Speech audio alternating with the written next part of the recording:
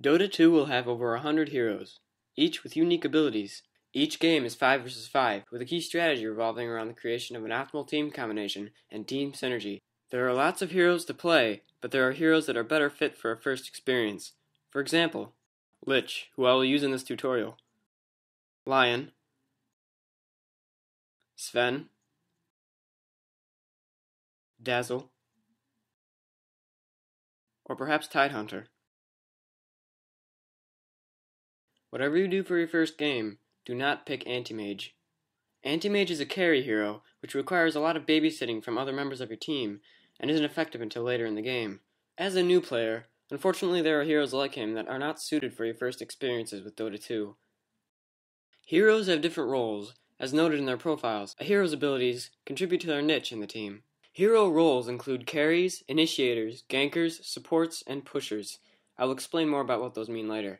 This tutorial will mainly focus on learning the fundamentals of the support role. Carries, while very popular and can be fun to play, require a lot of pressure to be placed on the player to succeed, and therefore carry the team efficiently. This is why personally I would not recommend playing your first games as a carry hero, at least not online or in a matchmaking situation.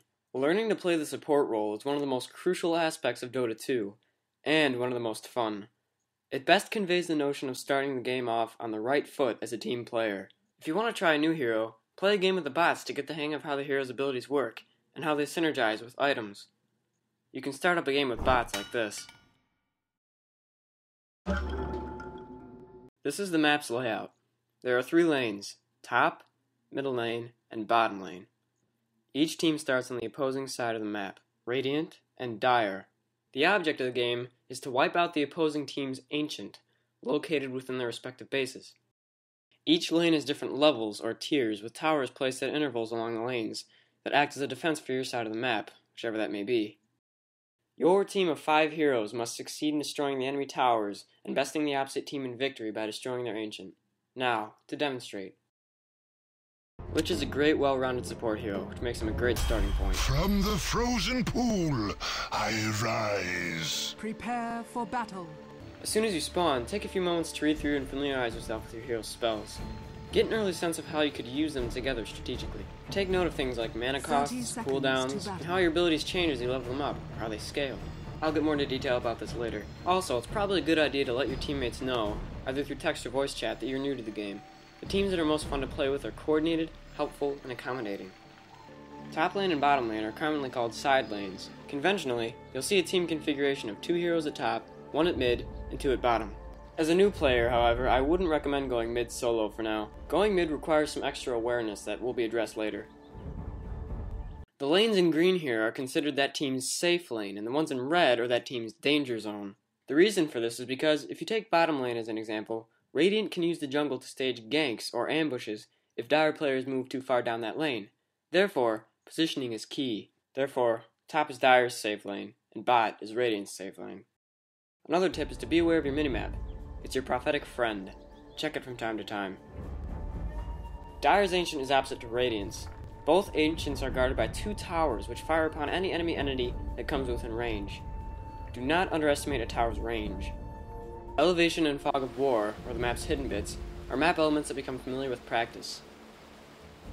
You can buy items from shops when in range of them. Each base has one, and there are shops in lanes and secret shops in the jungle areas of the map.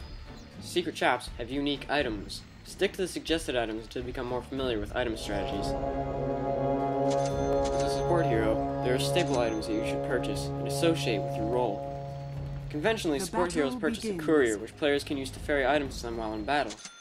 Courier, which is that donkey down there, can also be upgraded into a flying courier from the shop with more gold.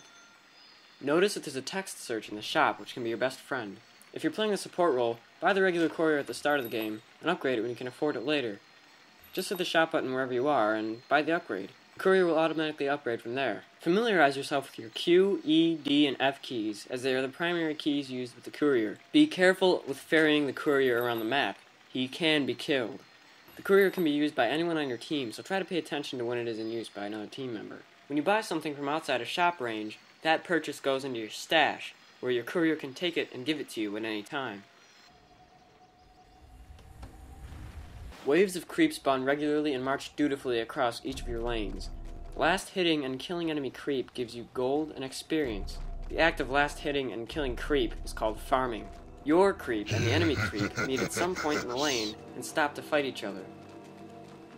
This is also a bit of an advanced tip, and I sort of failed to do this here, but you can move in front of your creep wave and block them, which slows them down and forces the waves of creep to meet relatively closer to your side of the lane. This sometimes eases farming and is commonly called creep blocking. Creep blocking is a good habit to get down because it's a good way to improve your farm, or the rate at which you kill creep to gain golden experience. The max level a hero can reach is 25, and each time your hero levels up you can spend a point on one of each of your skills to learn or improve them.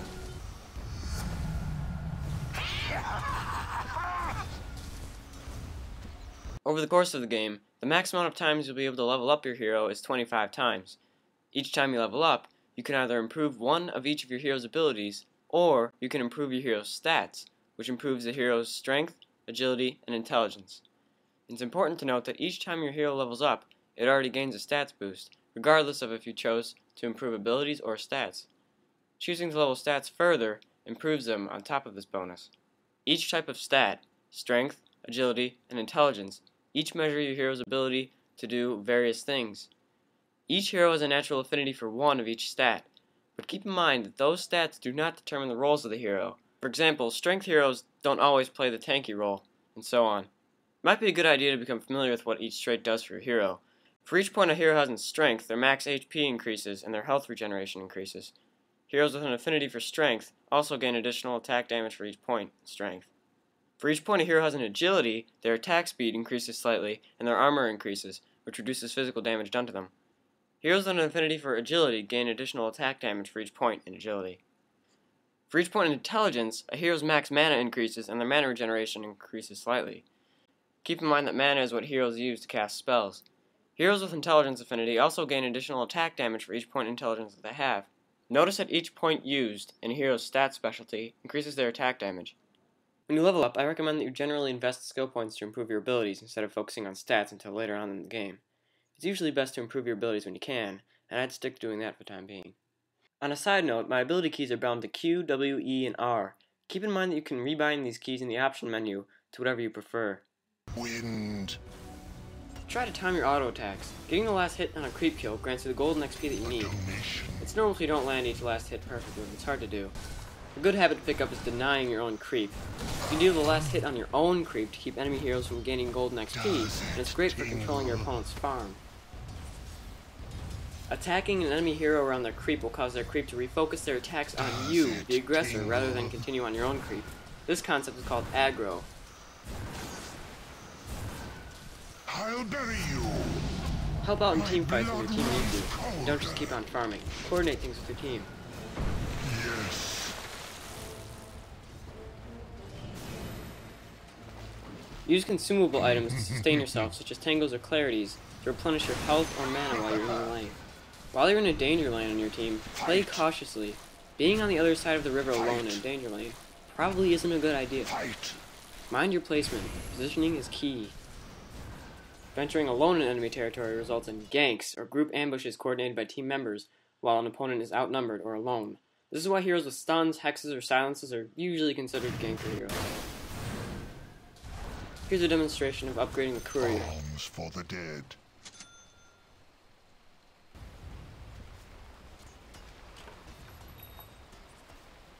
Now this is a bad example. Try not to send the courier your way if you're in situations like this, or if you're going to be on the enemy side of the map.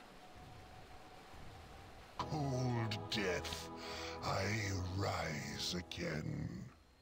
For each lane, in Radiant and Dire Base, 2 barracks are responsible for spawning the creep to trudge down the lanes.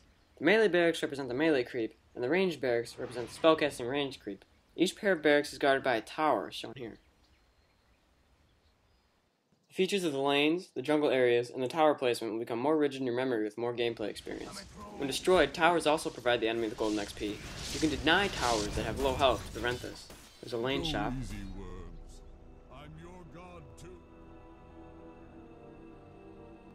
Here are Dire's melee and ranged barracks.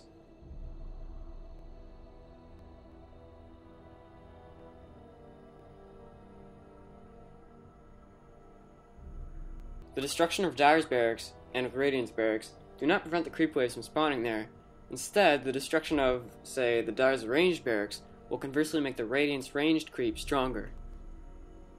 So essentially, the destruction of an enemy's barracks will strengthen your corresponding creeps in that lane. And there's top lane shop.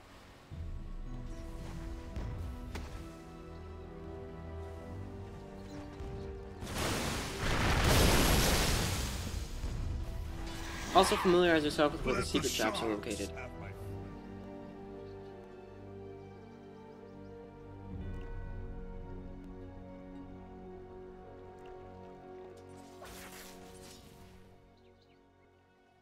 Runes are items with temporary boost bonuses. Once one is picked up, another one spawns in one of either two locations after 2 minutes. Here, agreed.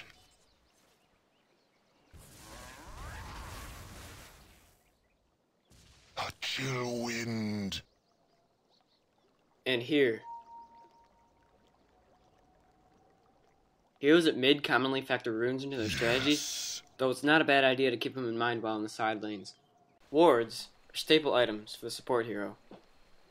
There are some great warding spots, usually places with elevation, and there are some other not so great warding spots. Glyphs by the runes are optimal warding spots. There are several others depending on the phase that the game is in. But warding is a mechanic that could use its own tutorial, so I'll stick to saying that warding is essential in Dota 2 for now, especially when playing a support hero. Now, unlike what this gameplay suggests, be very wary of warding alone. Use voice or text chat to coordinate warding activities with teammates. Note that wards are not permanent. I'm placing observer wards here. There are other wards called sentry wards that last for a shorter time, but can reveal invisible units. Wards provide vision of areas clouded by the fog of war.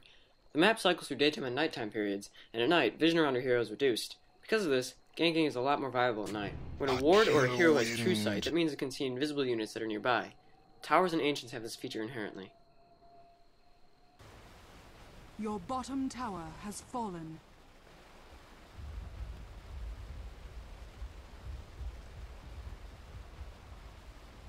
If you stop seeing enemy heroes in your lane and suspect them of setting up a gank of some kind, use voice or text chat to call those heroes as missing to warn your teammates. This is crucial for teamwork. Notice the triangles on your minimap mark neutral creep spawning areas. These minions reside in the jungle and provide more gold and XP when killed. Agreed. Some heroes have abilities that make them more naturally better at jungling, which involves leaving one dual lane to kill neutrals in the jungle for more gold and XP. Junglers should also try to coordinate ganks in other lanes, as they can best utilize the element of surprise from the jungle. Illusion.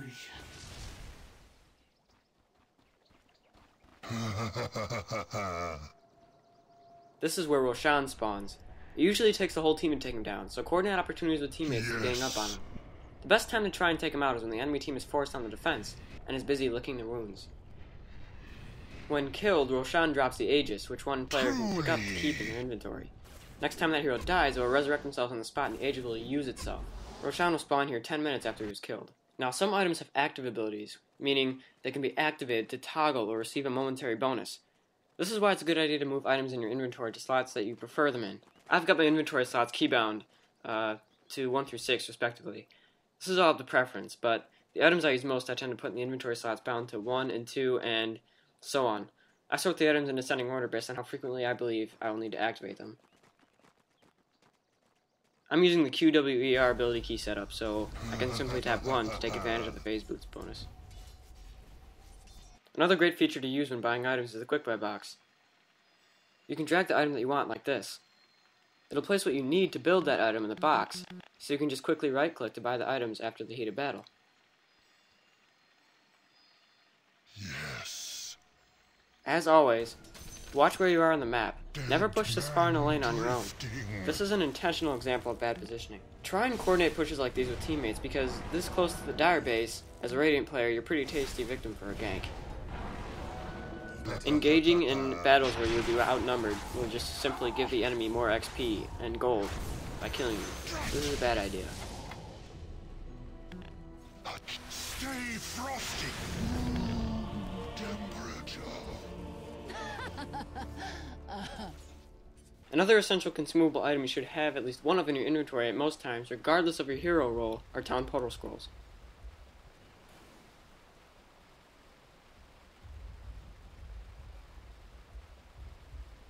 You can use TP scrolls to quickly help defend towers or areas on your side of the map, but be careful not to teleport into a situation where you will be outnumbered.